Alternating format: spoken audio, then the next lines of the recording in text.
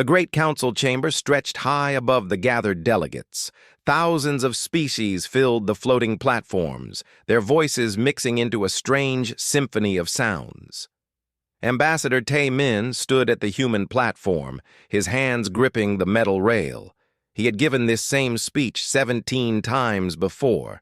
Each time the answer was the same. "Honored Council," he began, his voice steady.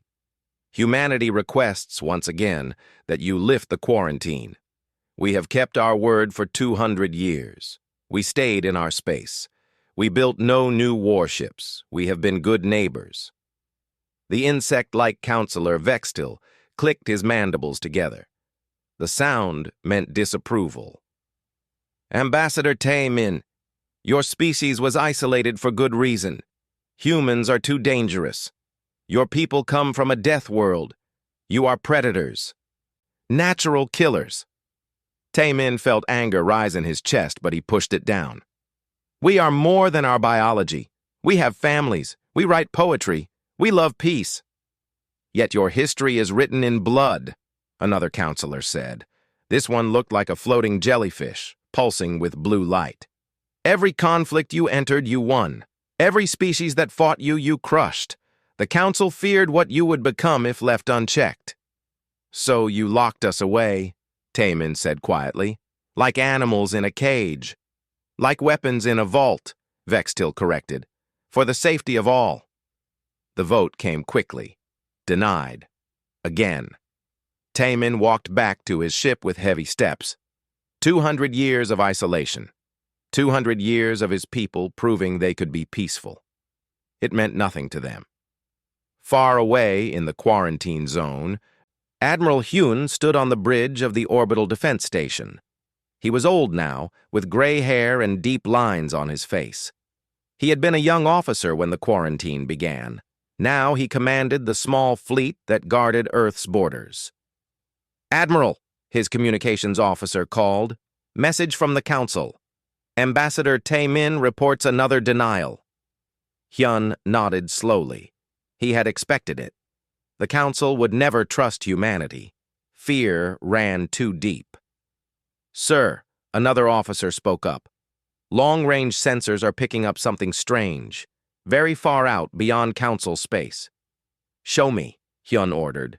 The display lit up with data. Something big was moving through space, very big, and it was heading toward the galactic core, where the council worlds clustered together. "What is that?" Hyun asked. "Unknown, sir. The readings are strange. It's not one ship. It's thousands, maybe millions, all moving together like a swarm." Hyun stared at the display. A cold feeling settled in his stomach. "Send this data to the council. Mark it urgent." In the council chamber, alarms began to sound. Councilor Vextil received the report and felt his blood run cold. The unknown swarm was moving fast, very fast. It had already consumed 3 uninhabited systems, stripping them of all resources. "What is it?" the jellyfish counselor asked. "We don't know," Vextil admitted, "but it's heading our way. Calculate time to reach the outer colonies." The answer came back in minutes. 60 days.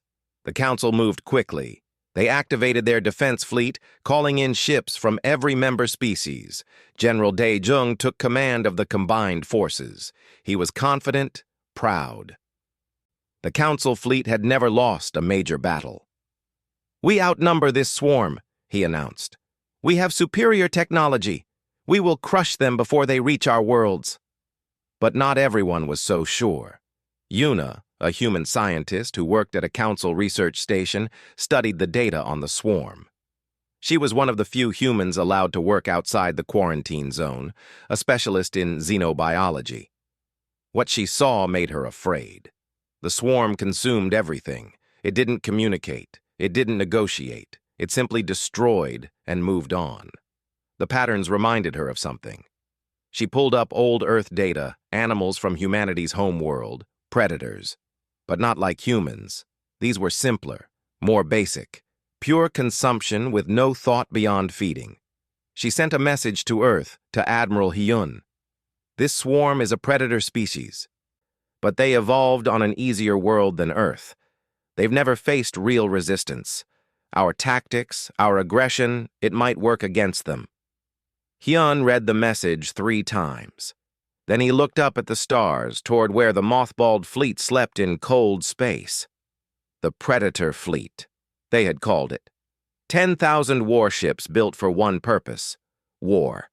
They had been sleeping for 2 centuries. Not yet, he told himself. The Council hasn't asked. They still fear us more than the swarm. At the outer edge of Council space, Captain Sang-ho commanded a small border patrol group. His ships were old, lightly armed. When the swarm arrived, his sensors screamed warnings. "All ships, battle stations," he ordered. "Send distress call to Council fleet. We'll buy them time." The swarm hit them like a wave of darkness. Ships that looked organic, grown rather than built.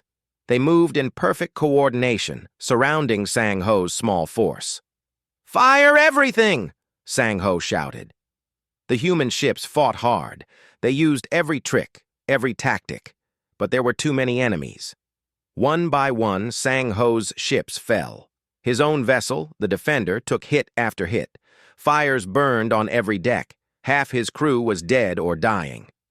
"Sir, we should retreat," his second officer said. "No," Sang-ho said firmly. "We hold here. Every minute we fight is another minute for people to evacuate the colonies. That's what humans do. We protect." The Defender died fighting, but Sang-ho's sacrifice bought time for 3 colony worlds to escape. Millions of lives saved by one small group of ships that refused to run. News of the battle reached the Council.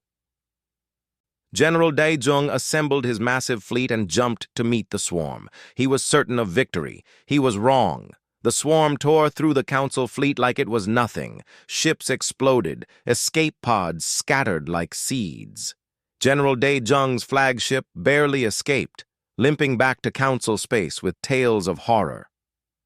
"They can't be stopped," he reported, his confidence shattered.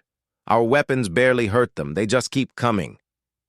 Councillor Vextil stared at the casualty reports. 30% of the Council fleet gone in one battle. The swarm was still coming. In weeks, they would reach the core worlds. Billions would die. "We need help," the jellyfish councillor said quietly. "We need the humans." "No!" several others shouted. "They're too dangerous. We can't unleash them." "We're dying!" Vextil clicked his mandibles hard. "Pride won't save us. Fear won't save us. We need their predator instincts. We need their violence." The vote was close, but fear of extinction won over fear of humanity. Ambassador Taemin received the message at midnight. His hands shook as he read it. The Council was asking for help. Minimal support, they requested. Just enough to slow the swarm. He sent the message to Earth immediately. Then he sat in his dark quarters and laughed. It was a bitter sound. 200 years they had begged for freedom. Now the Council came begging to them. On Earth, Admiral Hyun read the request. He looked out at the night sky where thousands of sleeping warships waited in the dark. A smile crossed his old face. "Minimal support," he said to himself. "They still don't understand. You can't ask a predator to hunt a little bit. Once we're unleashed, we finish the job." He pressed the communication button. "Send word to all human colonies. Wake the fleet. All of it. The predator fleet stirs once more." Across human space, alarms began to sound. In shipyards that had been silent for centuries, lights flickered on. Massive vessels that had slept in the dark began to wake. Humanity was going to war. The swarm fell upon the outer Council worlds like a plague. Yuna watched from her research station, her instruments tracking the destruction. Each world the swarm touched became silent. No distress calls, no survivors, just silence. "They're not even taking prisoners," she said to her assistant, a 4-armed alien named Kelvin. "They consume everything: metal, organic matter, water. They strip worlds bare." "How do we fight something like that?" Kelvin asked, his voice shaking. Yuna pulled up Earth data on her screen. Images of lions hunting in packs, wolves coordinating attacks, human soldiers in ancient battles. We fight like they do, like predators, but smarter predators. She sent another message to Admiral Hyun. The swarm uses hive tactics. They overwhelm through numbers, but they're predictable. They don't adapt quickly. Human unpredictability could be the key. General Dae-jung didn't want to hear about human tactics. He was gathering what remained of the Council fleet for another attack. Bigger this time. More ships. Better coordination. We failed because we underestimated them, he told his officers. This time, we bring overwhelming force. The Council fleet jumped into battle near a world called Thrace 5. 2 million people lived there, mostly farmers and artists. The swarm was already in orbit, beginning to harvest the planet. All ships, attack formation, Dae-jung commanded. The Council fleet opened fire. Thousands of energy beams lit up space. Missiles streaked toward the swarm vessels. For a moment, it looked like it might work. Swarm ships exploded. Debris scattered. Then the swarm responded. They came from everywhere, behind asteroids, from the planet's shadow, even from inside a nearby gas cloud. They had been waiting. The swarm wasn't as stupid as Dae-jung thought. The battle turned into a massacre. Council ships tried to retreat, but the swarm surrounded them, cut them off, picked them apart one by one. General Dae-jung's flagship, the Pride of Unity, took a direct hit to its main reactor. The general himself barely made it to an escape pod. He watched his beautiful ship explode, taking 3,000 crew members with it. The Council fleet broke. Ships scattered in every direction, running for their lives. The swarm let some escape. They didn't chase. They didn't need to. They had won. Thrace 5 fell silent 12 hours later. At the council chamber, panic spread like fire. The remaining councilors shouted at each other, blamed each other. Some wanted to evacuate the core worlds. Others wanted to surrender, to negotiate. "They don't negotiate," Councilor Vextil shouted, his mandibles clicking rapidly. "They only consume. We have one choice left." "The humans," the jellyfish counselor said quietly. "We already asked them for minimal support," another argued. "What more can they do?" "We asked wrong," Vextil said. He accessed the communication system. "Get me Admiral Hyun. Direct line, now." The connection took a few minutes. When Hyun's face appeared on the screen, Vextil saw something that surprised him. The old human admiral was smiling. "Counselor," Hyun said politely, "how can Earth help the Council?" "We need more than minimal support," Vextil admitted. The words tasted bitter.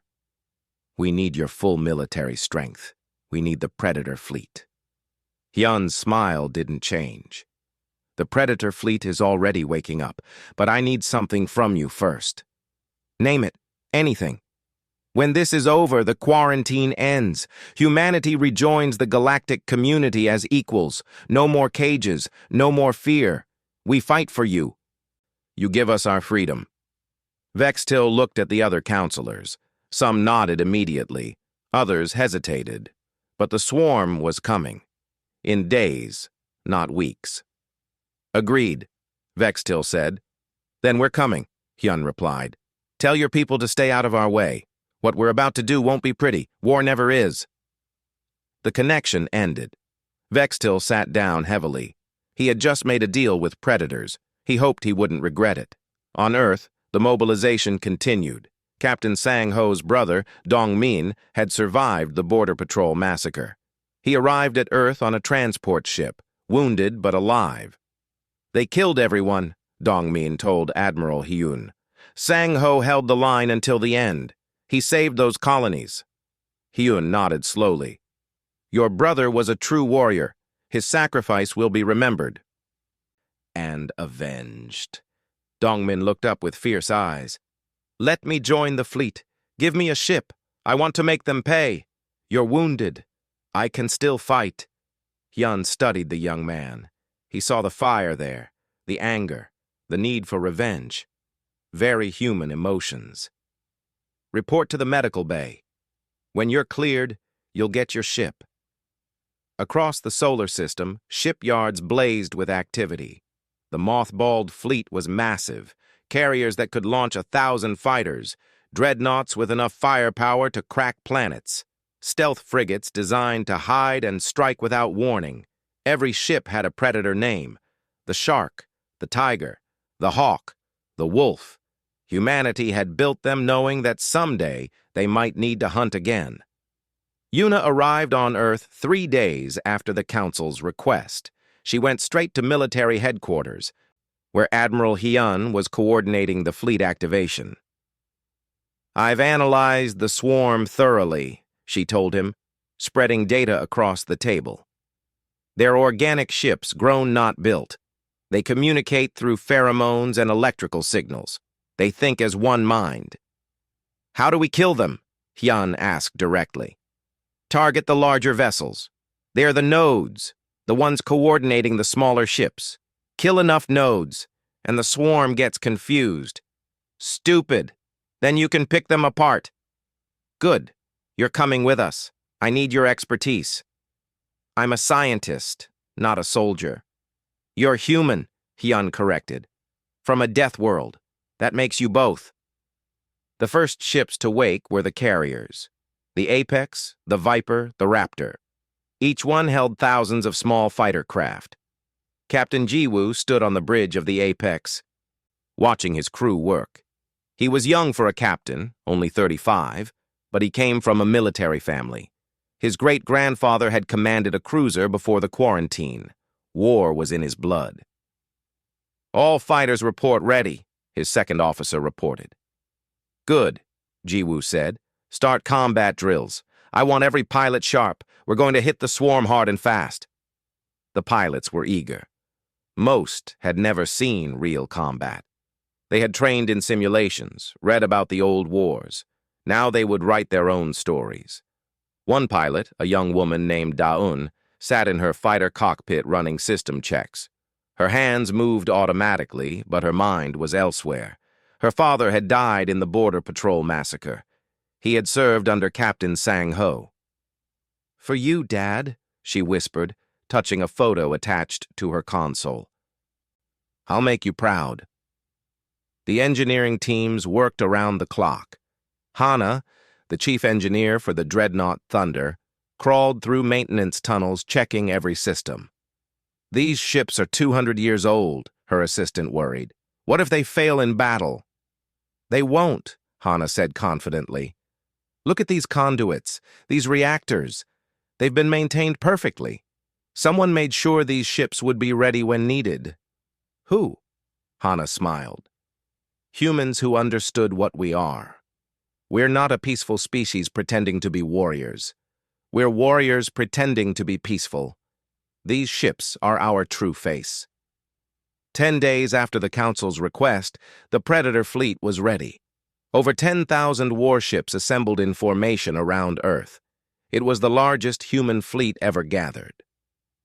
Admiral Hyun stood on the bridge of his flagship, the Omega. He looked out at the assembled ships and felt pride swell in his chest. "Send fleet-wide communication," he ordered. Every screen in every ship showed his face. "People of Earth, defenders of humanity. For 200 years we have been caged, treated like monsters. Today we prove them right. Today we become the monsters that protect the innocent. The swarm thinks it's the apex predator. Let's show them they're wrong. Let's show the galaxy what Deathworlders can do. Set course for Council space. Maximum speed. It's time to hunt."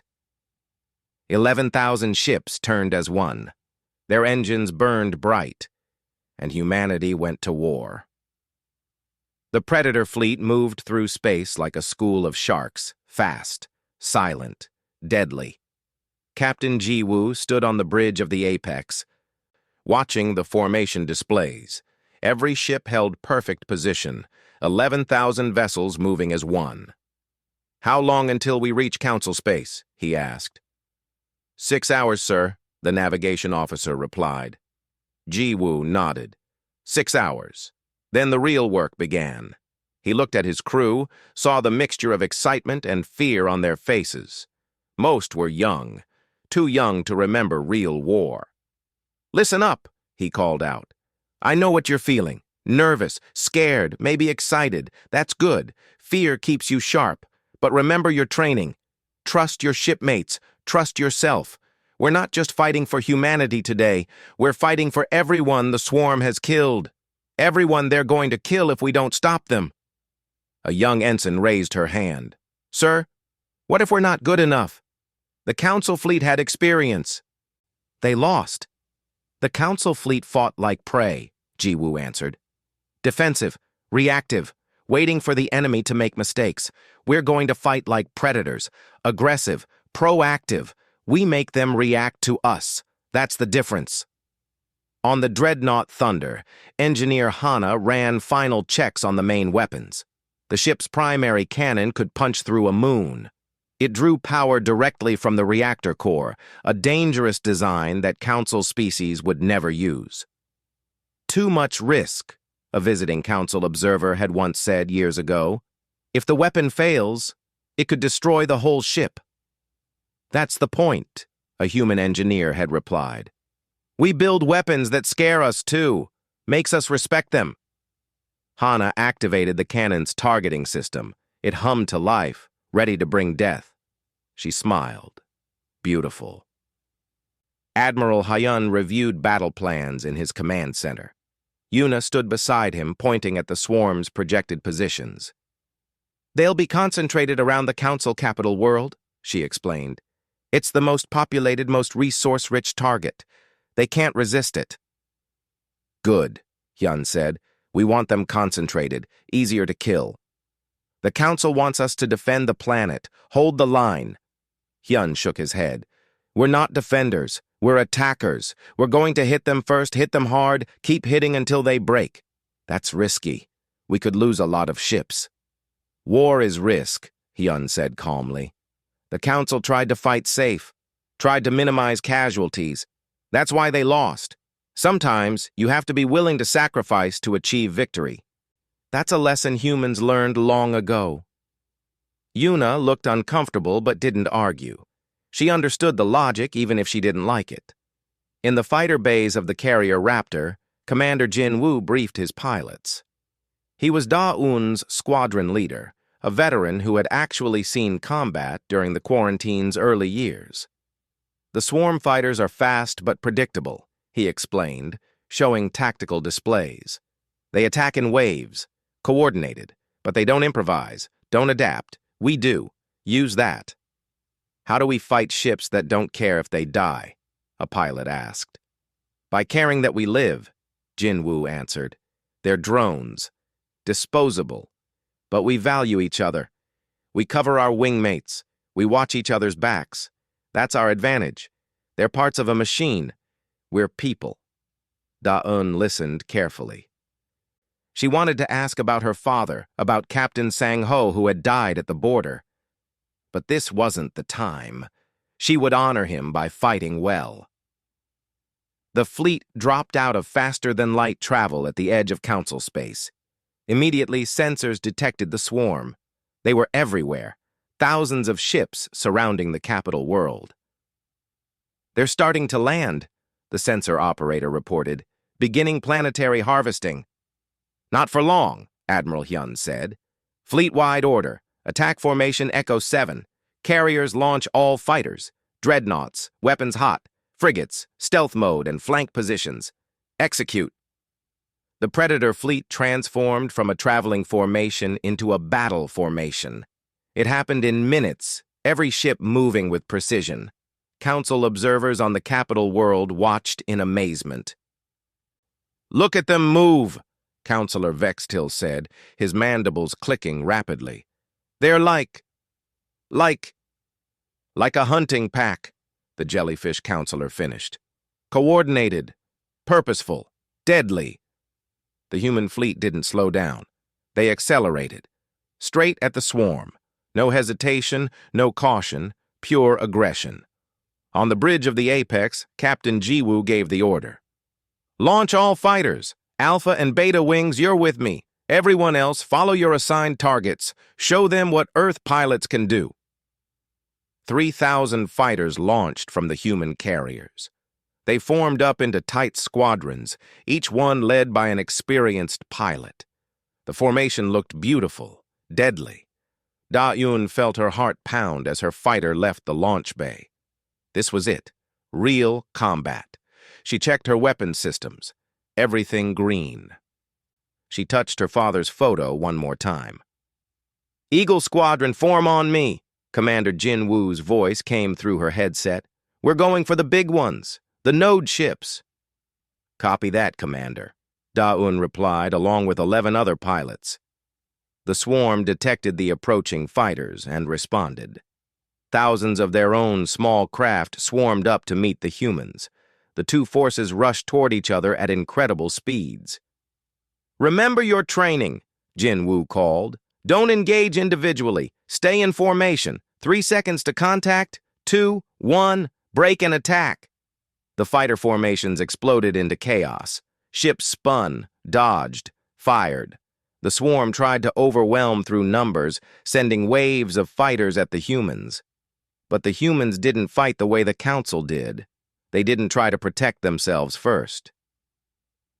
They attacked, even when it meant risk, even when it meant danger. Da-Yun locked onto a swarm fighter and fired. Her shots tore it apart.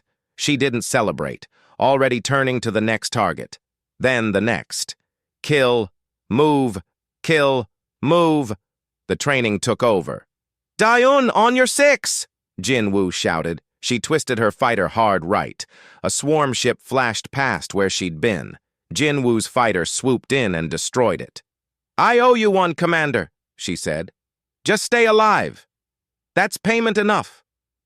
The larger human ships engaged the swarm's capital vessels.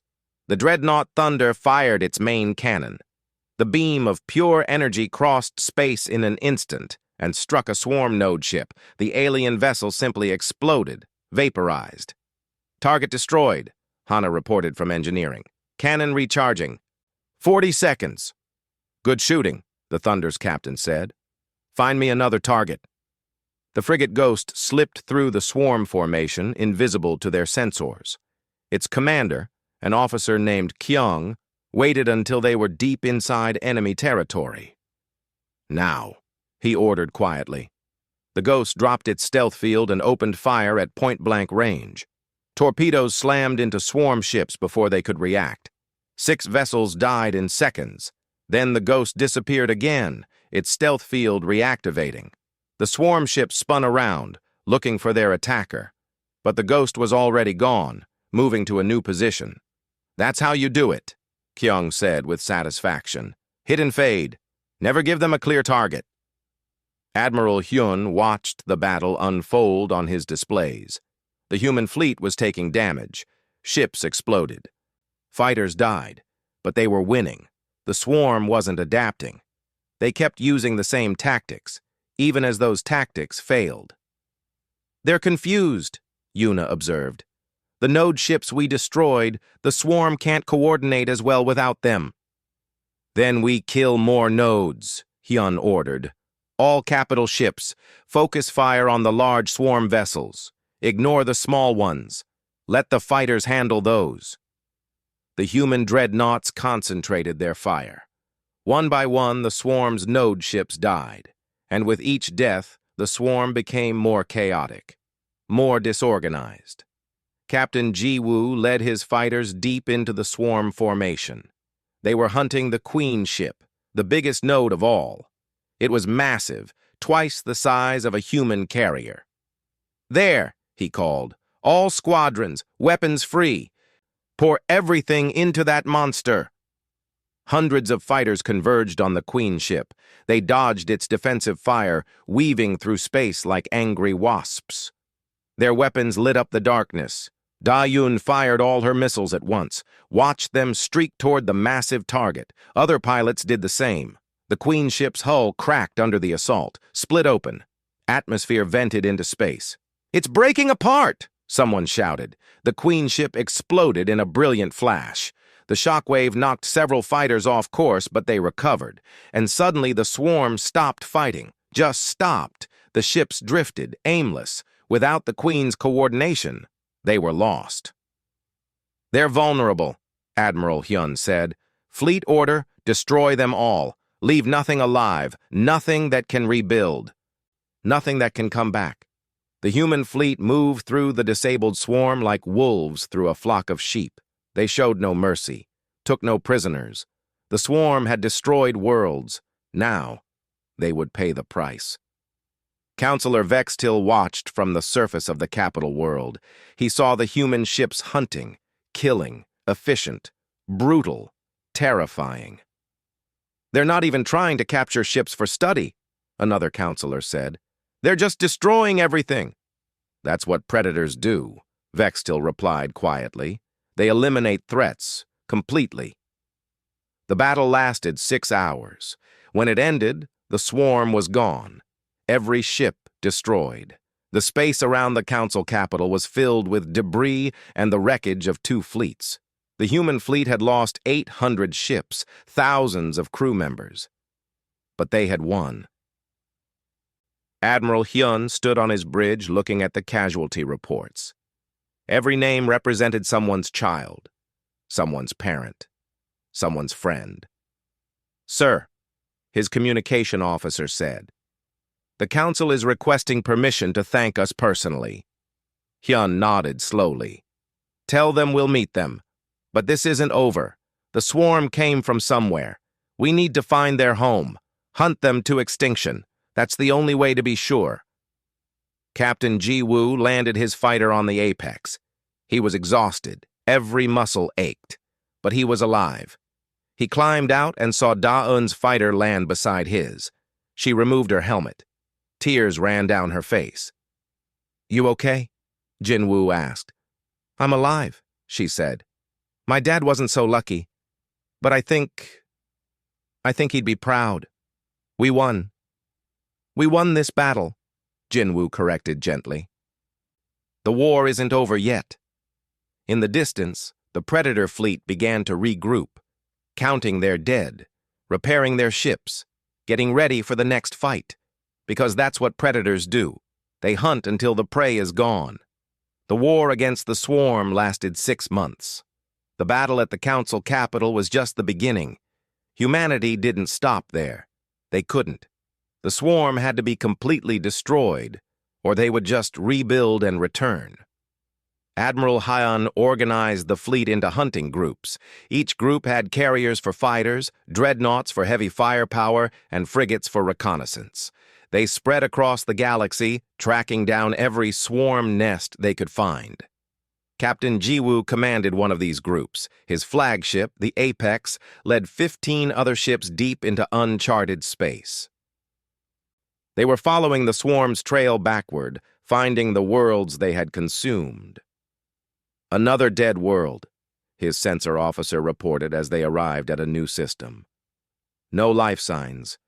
The swarm stripped everything." Ji-woo looked at the gray, lifeless planet on his screen. It had been a garden world once. Now it was just rock and dust. "Mark it for future terraforming.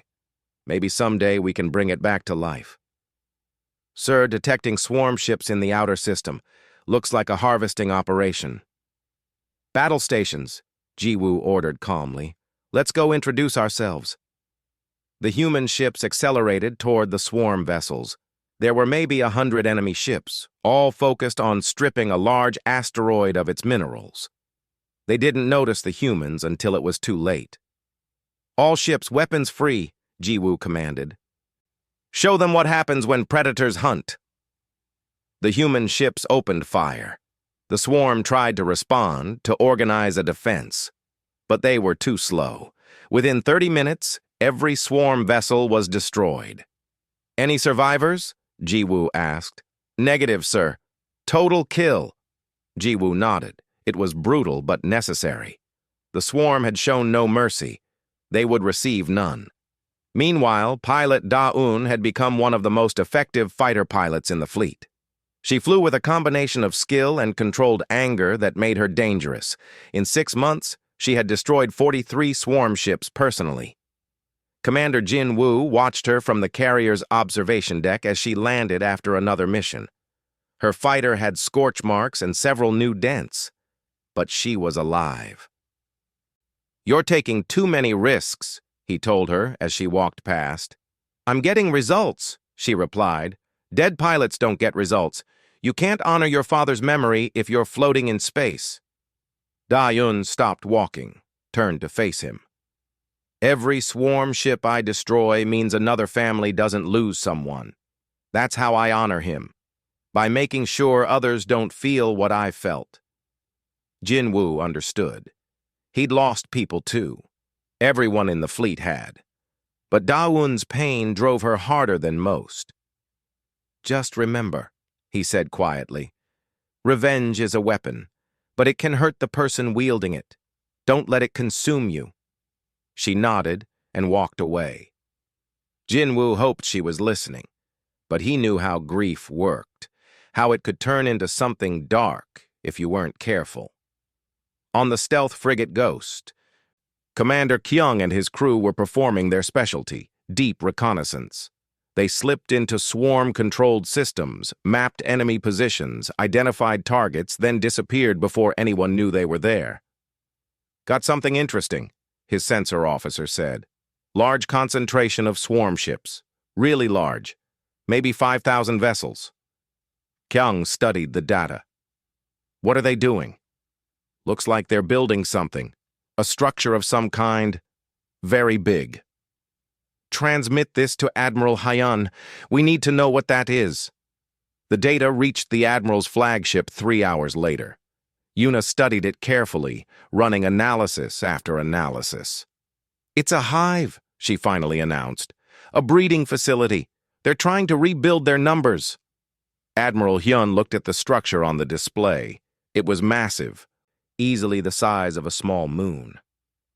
"How long until it's operational?" "Maybe 2 weeks. If it becomes active, it could produce thousands of swarm ships per day." "Then we destroy it now, before that happens." Hyun activated fleet-wide communications. "All hunting groups, converge on these coordinates, maximum speed. We have a priority target." For the first time in months, the entire Predator fleet came together. Over 9,000 ships, all heading toward the swarm's hive structure. They had lost ships in the campaign, but they had also learned, adapted, become even more effective. The swarm detected the approaching human fleet and responded. Ships poured out of the partially built hive, thousands of them. This would be the biggest battle since the war began. "They're protecting their future," Yuna observed. "That hive represents their survival. They'll fight harder than ever." "Good," Hyun replied. "So will we." The two fleets met in the empty space between star systems. No planets to protect, no civilians to evacuate, just pure combat, predator against predator. Captain Ji-woo led the first carrier wave. "All fighters launch. Remember your training, stay together, cover each other. Let's finish this." Da-Yun's fighter shot out of the carrier bay along with thousands of others. The swarm's fighters came to meet them, a massive cloud of organic ships. "Eagle Squadron," Commander Jin Woo called. "We're going for the hive. Ignore everything else. Our job is to plant charges on that structure." "Copy that," Da-Yun replied. She checked her payload. 6 fusion charges, each powerful enough to crack an asteroid. If they could attach them to critical points on the hive, the whole structure would collapse. The squadron dove into the swarm formation. Enemy fighters swarmed around them. Da-Yun's fingers danced across her controls, dodging, weaving, occasionally firing at targets that got too close. "Almost there," Jin Woo called. 30 seconds to the hive." A swarm fighter appeared directly in front of Da-Yun. She couldn't dodge in time, so she didn't try. She accelerated directly at it, firing all weapons. Both ships hit each other, but the swarm fighter disintegrated. Da-Yun's fighter kept going, damaged, but flying. "Da-Yun, you're hit bad," another pilot called. Eject! Negative, she said through gritted teeth. I still have my charges. I'm completing the mission. Her fighter rattled and shook. Warning alarms screamed. But she pushed it forward, toward the massive hive structure. Charges away! Jin Woo shouted.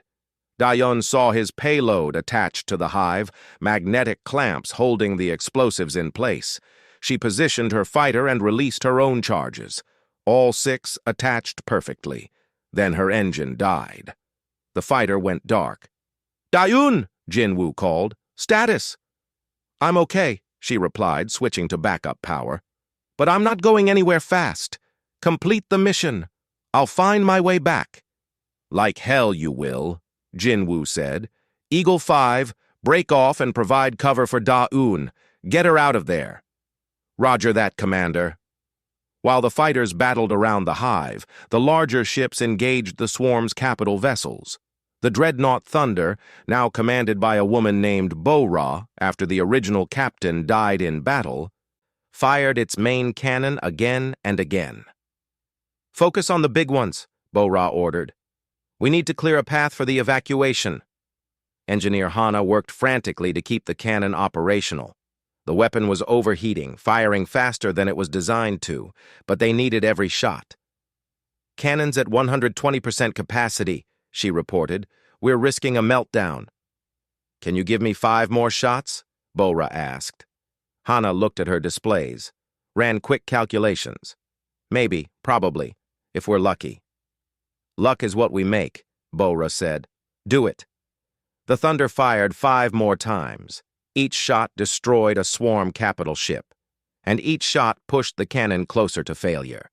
On the 5th shot, something in the weapon's core cracked. Meltdown in 30 seconds, Hana announced calmly. Evacuating engineering. Seal the compartment, Bo-Ra ordered. Vent it to space. Maybe we can cool it down.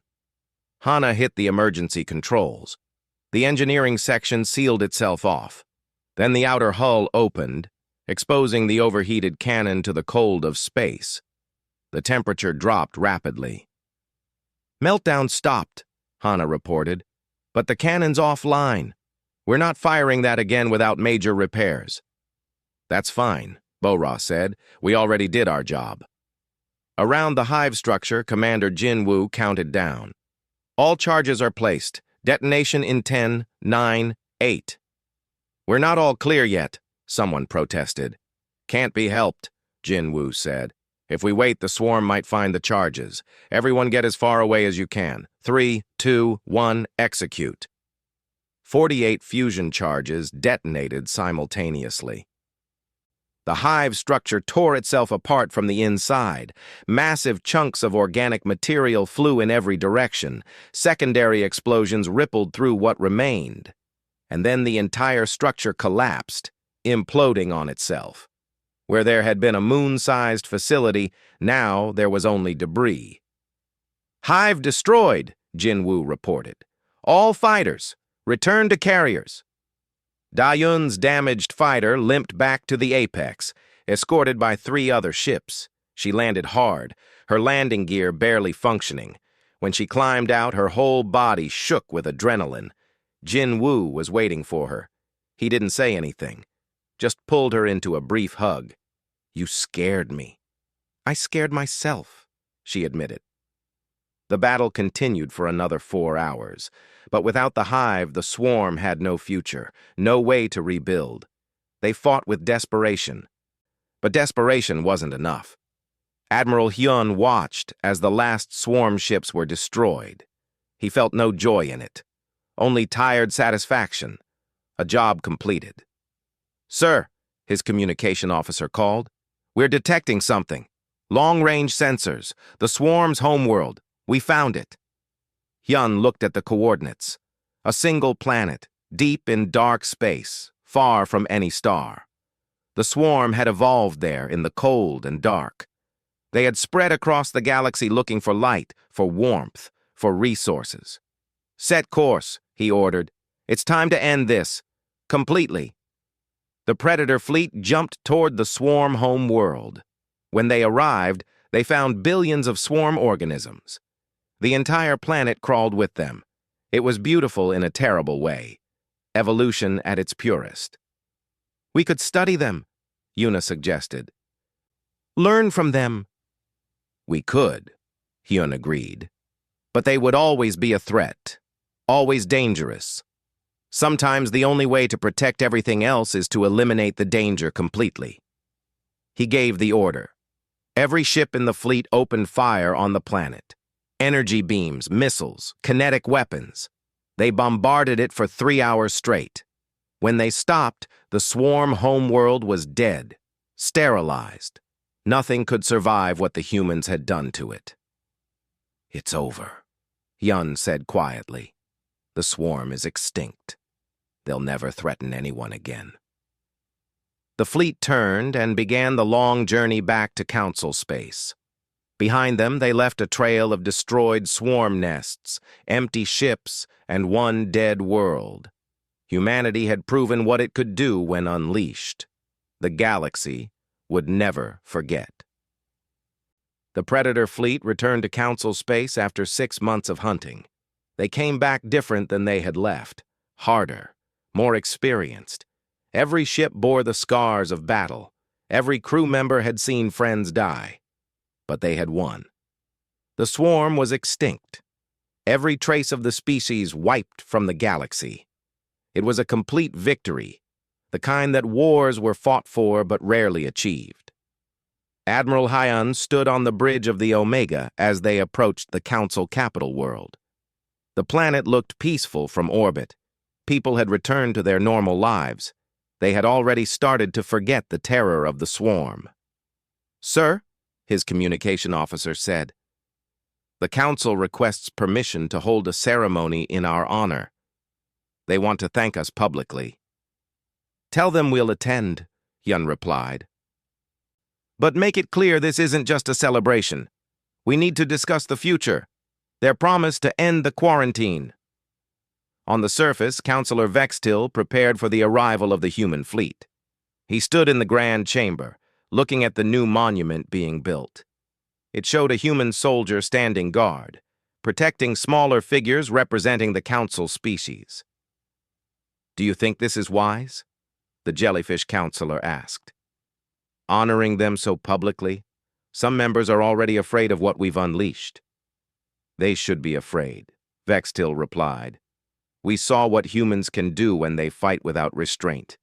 But we also saw them save us. The monument stays." The ceremony took place 3 days later. Thousands of Council citizens gathered to watch. Many species were present, all curious about the humans who had saved them. Captain Jiwoo attended in his dress uniform. Beside him stood Commander Jinwoo and pilot Da-un. They represented the fighter corps, the ones who had fought in the most dangerous missions. "Never thought I'd be a hero," Da-un whispered. She still looked thin, still carried her grief. But she stood tall. "You earned it," Jiwoo replied. "You and every pilot who flew into that hell." Admiral Hyun arrived last, walking slowly. He looked older now. The war had aged him. He approached the podium where Councillor Vextil waited. "Admiral Hyun," Vextil began, his mandibles clicking in the pattern that meant respect. "On behalf of the Galactic Council, I thank you. You saved billions of lives. You stopped a threat we could not defeat. You are heroes." The crowd cheered, but Hyun didn't smile. He stepped to the podium and raised his hand for silence. "We did what was necessary," he said, his voice carrying across the chamber. "We fought. We killed. We showed no mercy. That's what war is. That's what you asked us to do." The crowd grew quiet. This wasn't the humble speech they expected. "For 200 years you kept us locked away," Hyun continued. "You called us dangerous, predators, monsters. You were right. We are all those things. But you forgot something important. Predators don't just kill, they also protect." He paused, looking around at the thousands of faces watching him. "Humans come from a death world. We evolved to survive against impossible odds. We learned to hunt in packs, to fight together, to never give up. These traits made us dangerous, but they also made us loyal, protective. When we consider someone part of our pack, we defend them to the death. Vexatil listened carefully. He was beginning to understand. The swarm killed our people too, Hyun said. Captain Sang-ho and his crew, fighter pilots, ship crews, thousands of humans died fighting your war, but we don't regret it, because you became part of our pack, and we protect our pack. He stepped back from the podium. Ambassador Tae-min came forward next. He had been quiet during the war, managing diplomatic relations. Now it was his turn to speak. The council made us a promise, Tae-min said. End the quarantine. Let humanity rejoin the galaxy as equals. We've held up our end. We saved you. Now it's your turn. Murmurs spread through the crowd. Some council members looked nervous. Others nodded in agreement. Councillor Vextil stepped forward. The council will vote tomorrow, but I think the outcome is clear.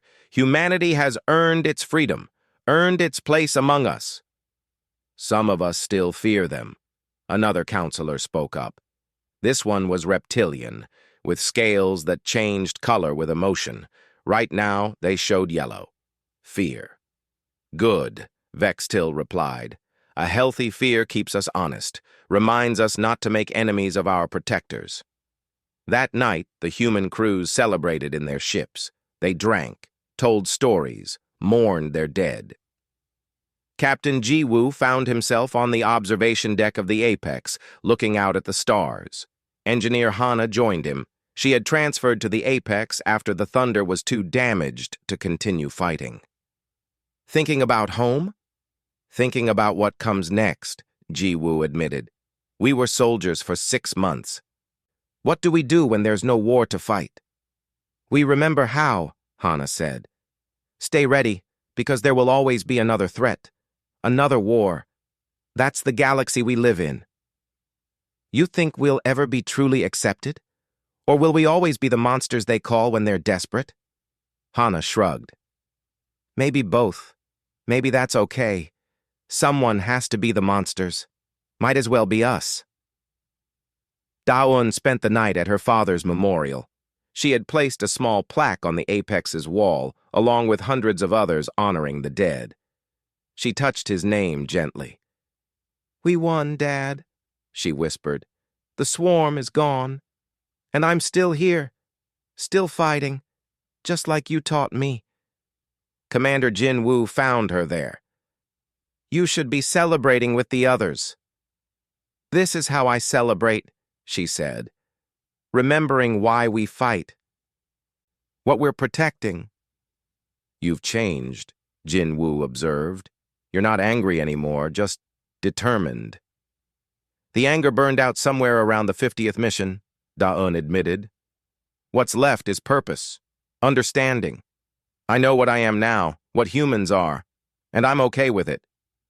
The next day, the council convened for the vote. The chamber was packed. Every species sent representatives. The tension was thick enough to cut. Councillor Vextil called for order. We vote today on humanity's status. Do we end the quarantine? Do we grant them full council membership? Or do we maintain the isolation? The debate lasted hours. Some argued that humans were too dangerous to set free. Others pointed out that they had just proven their value. Still others worried about what humans might do with their freedom. Finally, Vexatil called for the vote. The results came quickly. 67% in favor of ending the quarantine, 73% in favor of full council membership. It's done, Vexatil announced. The quarantine is lifted. Humanity is welcome to the Galactic Council as equals. Admiral Hyun received the news on his flagship. He nodded slowly. No celebration, no cheers, just quiet satisfaction. Send word to Earth, he ordered. Tell them to prepare. We're going home. For real this time. But not everyone was happy. In a private chamber, several council members met in secret. The reptilian counselor who had spoken against humans led the meeting. "They're too powerful now," he hissed. "Too dangerous. They wiped out an entire species. What if they decide to turn on us?" "Then we die," another counselor said simply. "Just like we would have died from the swarm. At least now we have a chance. We should have safeguards, limits on their military. You think they'd accept that, after what they just did for us?" The jellyfish counselor pulsed with frustration. "They earned their freedom. Trying to control them now would only make them our enemies." The meeting ended without agreement, but the message was clear. The galaxy was changing. Humanity was now a major power. Some would resist, others would adapt, all would have to accept it. A week later, the Predator fleet began its journey home to Earth, but not all of them went.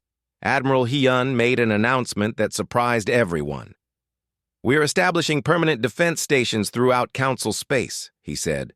"Volunteer crews will man them. Our job is to protect now, to make sure nothing like the swarm ever threatens the galaxy again." Captain Jiwoo volunteered immediately. So did Da-un. So did thousands of others. They had found their purpose in the war. They weren't ready to give it up. Engineer Hana chose to return to Earth. "Someone has to teach the next generation," she explained. "How to maintain these ships, how to be ready. I can do more good there." The fleet split. Half went home, half stayed.